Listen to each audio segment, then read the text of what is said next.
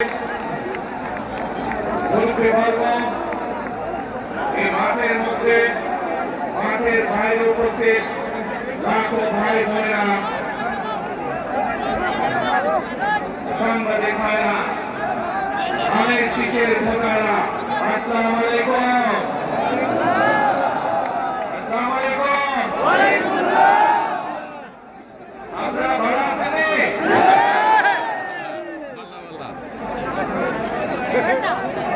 আলহামদুলিল্লাহ। প্রিয় ভাই বোনেরা, এই যে আপনারা এখানে সমবেত হয়েছেন, এই লক্ষ লক্ষ মানুষ সমবেত হওয়ার এই পরিস্থিতি তৈরি করার জন্য হাজারো মানুষ প্রাণ বিসর্জন দিয়েছে গত 15 বছর। আপনারা আজকে এই যে লক্ষ মানুষ এখানে উপস্থিত হয়েছেন, আপনাদের যে রাজনৈতিক অধিকার প্রতিষ্ঠা করার জন্য, আপনাদের কথা বলার ভাগ স্বাধীনতার অধিকার, আপনাদের নিরাপত্তা পাওয়ার অধিকার প্রতিষ্ঠিত করার জন্য আজ যে আপনারা এখানে একত্রিত হয়েছেন, এই অধিকার প্রতিষ্ঠিত করতে গিয়ে আমরা আমাদের মাঝে থেকে ইলিয়াস আলীকে হারিয়েছি, হারিয়েছি, আমরা আমাদের মাঝে থেকে দিনারকে হারিয়েছি।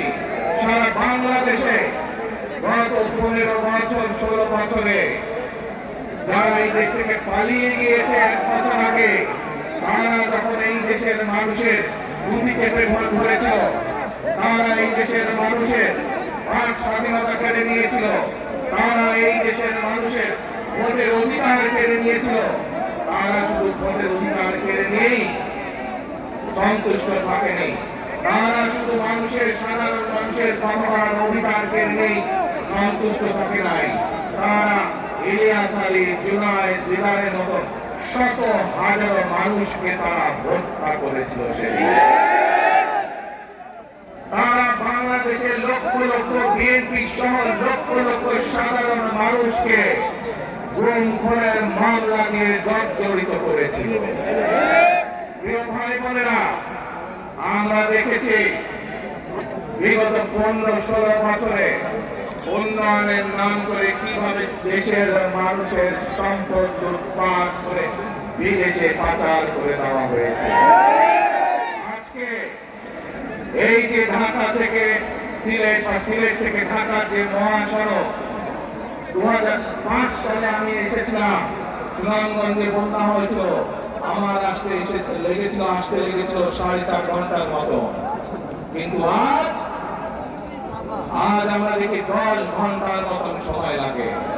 সিলেটের এই পূর্ণভূমির মানুষ, কোন মানুষ আছেন যারা লন্ডনে যাতায়াত করেন, লন্ডন যেতেও এত সময় লাগে না প্লেনে করে যেতে। আজকে উন্নয়নের ফিরিস্তি। প্রিয় ভাই বোনেরা, গত 15-16 বছরে আমরা দেখেছি কিভাবে একের পর এক নির্বাচনে ব্যালট বাক্স ছিনতাই হয়েছে, কিভাবে আমি দামি নির্বাচন হয়েছে, কিভাবে নিশিরাতের নির্বাচন হয়েছে, এবং এই নির্বাচনগুলোর মাধ্যমে, তথাকথিত নির্বাচনের মাধ্যমে বাংলাদেশের মানুষের ভোটের অধিকার তথা রাজনৈতিক অধিকারকে কেড়ে নেওয়া হয়েছিল। আজ আমরা এখানে একত্রিত হয়েছি, সেই মানুষগুলোর জীবনের বিনিময় যারা আমাদের সকলের জন্য রাজপথে নেমে এসেছিল। আমরা যেখানে একত্রিত হতে পেরেছি, সেই মানুষগুলোর ত্যাগের বিনিময় যারা বিভিন্নভাবে নির্যাতিত হয়েছে, অত্যাচারিত হয়ে পঙ্গুত্বকরণ করেছে। 2024 সালের 5ই আগস্ট ছাত্র জনতার অভ্যুত্থানের ভিতর দিয়ে বাংলাদেশের মানুষ 71 সালে যেভাবে দেশকে স্বাধীন করেছিল, 2024 সালে 5ই আগস্ট সেই স্বাধীনতাকে বাংলাদেশের মানুষ রক্ষা করেছে তাদের অধিকারকে প্রতিষ্ঠিত করার জন্য। প্রিয় ভাই বোনেরা, এখানে বহু মুরব্বী উপস্থিত আছেন, যারা কালের সাক্ষী শহীদ রাষ্ট্রপতি জিয়াউর রহমানের সময় কিভাবে দেশে বহুদলীয় গণতন্ত্র রচিত হয়েছে। বহু ভাই বোনেরা এখানে উপস্থিত আছেন যারা কালের সাক্ষী দেশ ও নেত্রী খালেদা জিয়ার সময় কিভাবে দেশে সংসদীয় গণতন্ত্রের ভিত্তি রচনা করা হয়েছিল। প্রিয় ভাই বোনেরা, একটু আগে আমরা বলেছি, আমি আমার বক্তব্যে বলেছি, ঢাকা সিলেট মহাসড়কের উদাহরণ দিয়ে কিভাবে এই দেশের তথাকথিত উন্নয়ন করার নামে দেশ থেকে মানুষের অর্থ লুটপাট করে নিয়ে যাওয়া হয়েছে। আমরা এই অবস্থার পরিবর্তন করতে চাই। প্রিয় ভাই বোনেরা, আপনারা কি আমার সাথে আছেন এই অবস্থার পরিবর্তন? প্রিয় ভাই বোনেরা, আমরা সারা বাংলাদেশে কৃষক ভাইদের পাশে দাঁড়াতে চাই। যদি ইনশাআল্লাহ আপনারা আগামী 12 তারিখে ধানের শীষকে জয়যুক্ত করেন, জয়যুক্ত করতে পারেন, আমরা ইনশাআল্লাহ সারা বাংলাদেশের কৃষকদের পাশে দাঁড়াতে পারবো। কৃষক ভাইদের পাশে আলহামদুলিল্লাহ। প্রিয় ভাই বোনেরা, আমরা দেখেছি শহীদ রাষ্ট্রপতি জিয়া রহমানের সময় এইভাবে খাল খনন করা হয়েছিল সারা বাংলাদেশে, এবং সেই খাল খনন করার মাধ্যমে কৃষকদের সেচ সুবিধা সহ মানুষের পানির সমস্যার সমাধান হয়েছিল। জানেন আপনারা যে খাল খনন নিয়ে কে কে জানেন? কে খাল খননের কথা শুনেছেন? এই তো হাজারো মানুষ হাত তুলেছে। প্রিয় ভাই বোনেরা, বিএনপি ইনশাআল্লাহ 12 তারিখের মধ্যে নির্বাচিত হলে আমরা আবার খাল খনন কর্মসূচি শুরু করতে চাই। সারা দেশে, সিলেটের সারা দেশে খাল খনন শুরু করতে চাই। কারা কারা খাল খনন করতে চায়? আলহামদুলিল্লাহ, আমরা দেশে খাল কাটবো, দেশের নদীতে পানি নিয়ে আসবো, খালে বিলে পানি নেবো। কেন?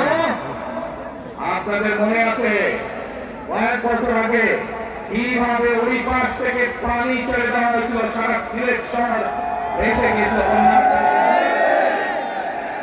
সেজন্যই আমরা বলেছি একটি কথা, আমরা দেখেছি গত 15-16 বছর কিভাবে এই দেশকে অন্য দেশের কাছে বন্ধক দিয়ে দেওয়া হয়েছিল। সেজন্যই আমি বলেছি দিল্লি নয়, দিল্লি নয়, নয় অন্য কোনো দেশ।